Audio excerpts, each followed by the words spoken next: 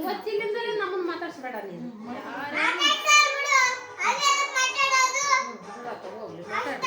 ಯಾರ್ಯಾರು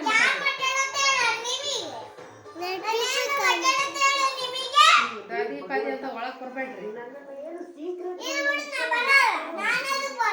ಈಗ್ಲಿಂದಲೇ ಕುತ್ಕೊಂಡು ನಡಿ ಅಲ್ಲಿ ಬರ.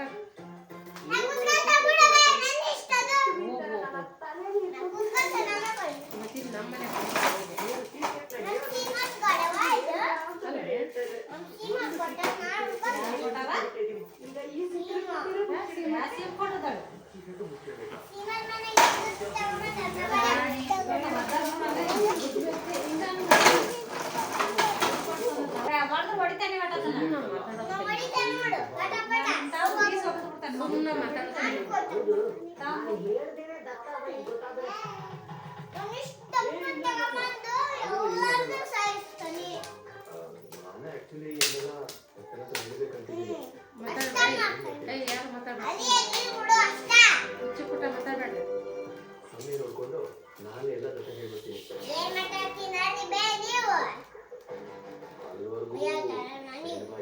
ಸ್ವಲ್ಪ ಸಮಾಧಾನವಾಗಿರಿ ಪ್ಲೀಸ್.